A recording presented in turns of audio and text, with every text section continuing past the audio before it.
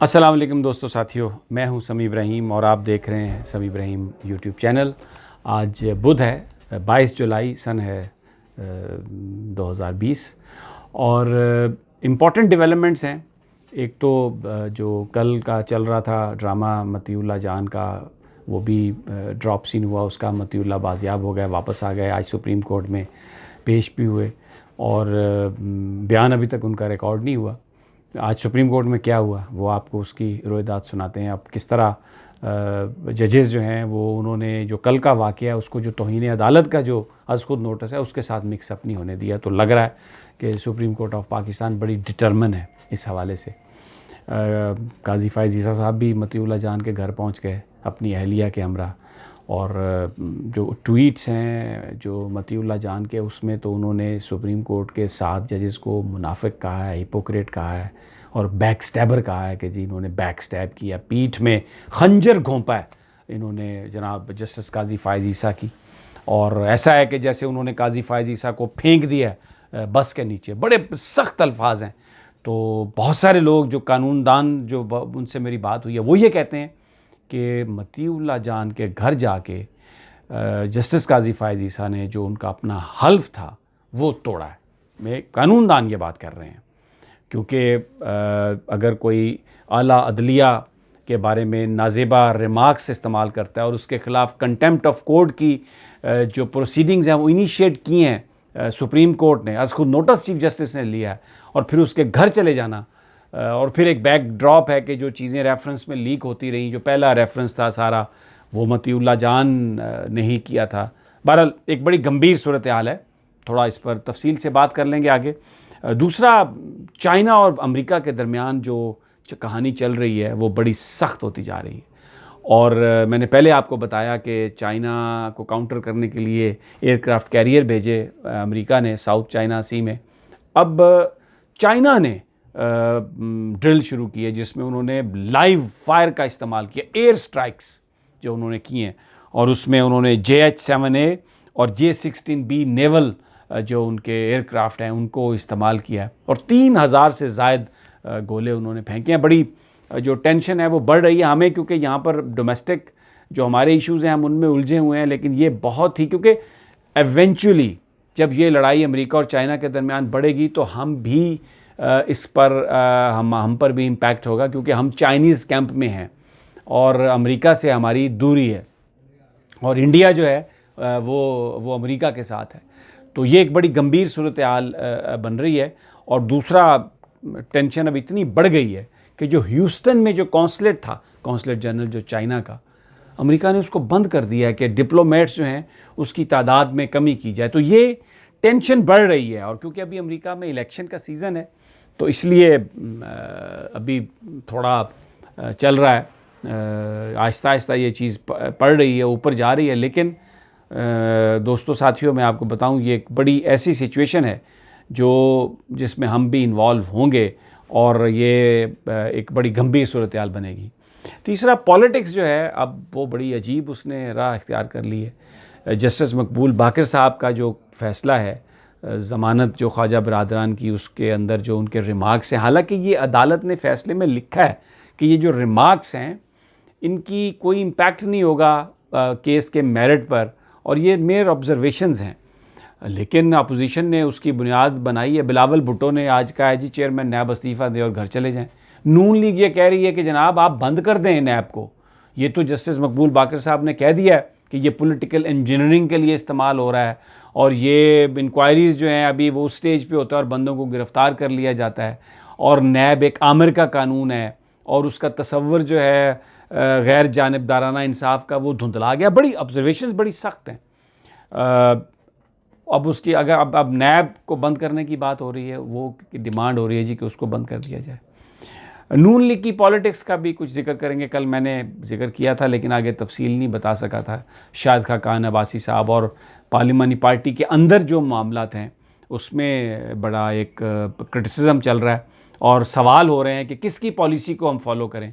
क्या शहबाज साहब को फॉलो करें, नवाज़ साहब को फॉलो करें, ख्वाजा आसिफ साहब आपको फॉलो करें। तो ख्वाजा आसिफ साहब ने बड़े गुस्से से कल ये बातें कही हैं। उन्होंने कहा कि आपके पास नंबर है नवाज शरीफ का, आप कॉल करें और पूछ लें।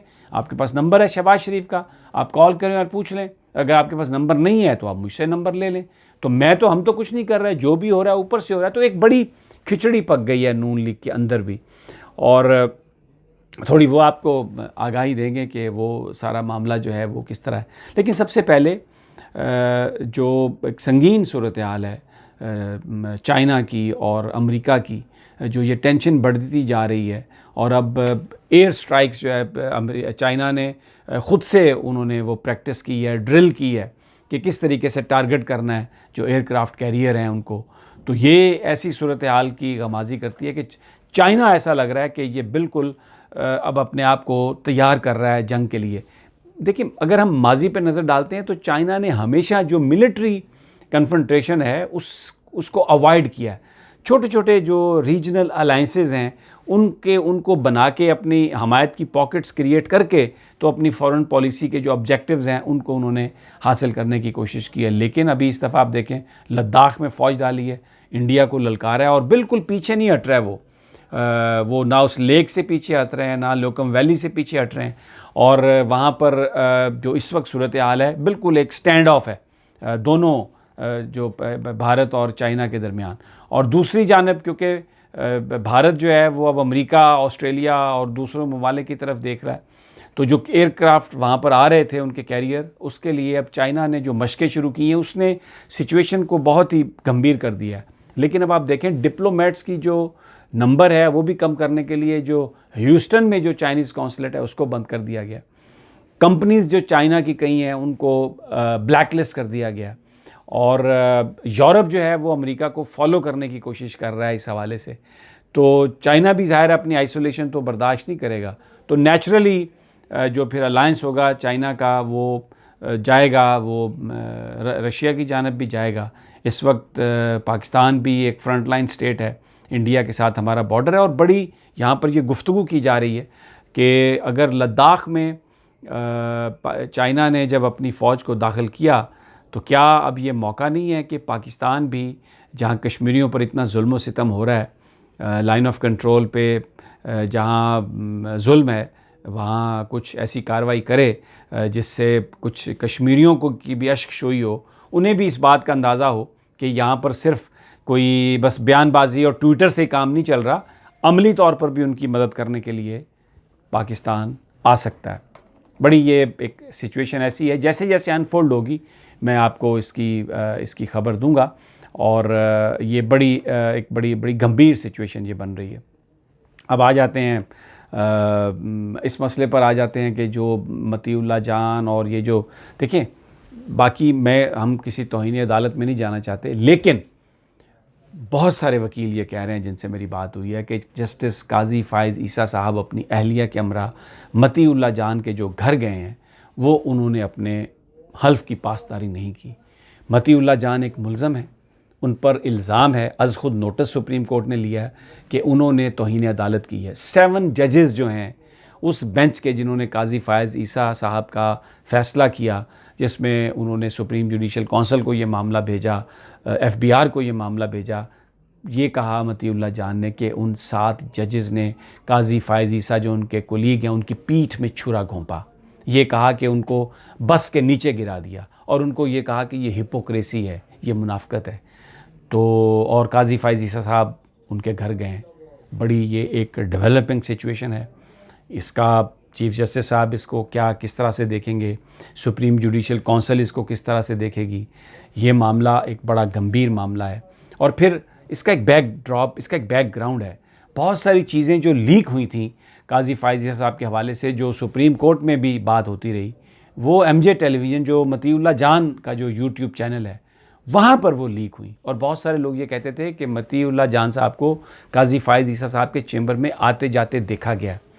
तो अब ये किस रुख जाती हैं, मेरी ज़बान कासिर है। काजी फ़ाइज़ ईसा साहब भी सुप्रीम कोर्ट के जज हैं, हमारे लिए बड़े मोहतरम हैं। सुप्रीम कोर्ट पूरी हमारे लिए मोहतरम है, दूसरे जज साहबान भी। और आज जब मतीउल्लाह जान साहब ने बोलने की कोशिश की तो उनको मना कर दिया चीफ़ जस्टिस ने, जस्टिस एजाज़ुल हसन ने, कि आप ये जो अगवा का मामला है आपका, आप इसको तौहीन अदालत से न जोड़ें, जिस पर मतीउल्लाह ने कहा कि ये इसका ताल्लुक़ इसी से है और मैं आपको बताऊंगा। उन्होंने कहा आप अपनी रिटन स्टेटमेंट दें और फिर हम देखेंगे। और उन्होंने आज किसी सहाफ़ी, किसी एंकर, किसी को बोलने की इजाज़त नहीं दी है। अदालत लगता है कि बड़ी यकसुई से इस मामले को देख रही है और बहुत सारे लोग ये कह रहे हैं कि अगर इफ्तिखारुद्दीन साहब एक जज के बारे में उन्होंने नाजेबा ज़बान इस्तेमाल की तो उनको FIA पकड़ सकती है और सुप्रीम कोर्ट उनकी माफ़ी को रद्द कर सकती है। तो यहाँ पर तो 7 जजेस के हवाले से इंतहाई नाजेबा गुफ्तगू है। बहरहाल ये जिस तरह ये सिचुएशन अनफोल्ड होती है आगे, अब जैसे चलती है, 2 हफ़्ते के लिए इस केस को मौखर किया गया है और 2 हफ़्ते में तहकीकात कंप्लीट करके हुकूमत ने ये बात बतानी है कि ये जो सारा वाक़या हुआ ये क्या हुआ। क्योंकि अटॉर्नी जनरल ने कहा कि हुकूमत इस बात पर बड़ी पर्टर्ब है। अब देखते हैं रिपोर्ट क्या आती है। सहाफ़ी भी बड़े पर्टर्ब हैं इस बात पर, क्योंकि जिस तरीके से मतीउल्लाह जान को उठाया गया, उनको ज़दोकोब किया गया, इंतहाई शर्मनाक था वो। जो उन्होंने किया तौहीन अदालत या कुछ भी है वो कानून के मुताबिक फ़ैसला हो सकता है और वो भी कोई भी कानून से बालातर नहीं है। लेकिन दिन दहाड़े इस तरह किसी सहाफ़ी को इस्लामाबाद की सड़कों पर से उठाना और फिर उसको जब उठाया तो आप उसको ज़दोकोब कर रहे हैं, ये कोई भी इसकी हमायत नहीं कर सकता। ये इंतहाई शर्मनाक ये मामला था जिसने भी किया, बहुत ही ये अफसोसनाक मामला था। नून लीग की पॉलिटिक्स इस वक्त बड़ी शदीद तरीके से डिवीज़न का शिकार है और शाहिद खाकान अब्बासी साहब, मैं पहले भी कई दफ़ा कह चुका हूँ कि किसी ने उनसे कहा कि जनाब शरीफ ख़ानदान जो है अब उनका तो काम ख़त्म हो गया and you are the best choice, और उन्होंने ये बात बता दी शहबाज शरीफ। तो उस पर लंदन तक तारें खड़क गई, टेलीफोन खड़क गए। तो अब उसके बाद से जो शाहिद खाकान अब्बासी साहब हैं, he has lost his value.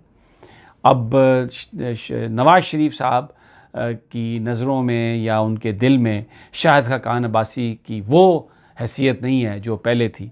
और मैंने आपको जैसे पहले बताया कि ख्वाजा आसिफ ने बड़ी सख्ती से कहा कि ये जो पॉलिटिक्स है इस वक्त, क्योंकि नून लीग के लोगों से ये कहा जाता है कि अगर वो नहीं बोलते तो उनसे कहा जाता है कि आप बोलते नहीं हैं, और अगर वो टॉक शोज़ में कहीं बोलते हैं तो उनसे कहा जाता है कि यार आपने तो बहुत ही आप बोले, आपने लाइन क्रॉस कर दी। तो उन्होंने कहा भाई हमें बताएं पॉलिसी क्या, कैसे हम क्या करें।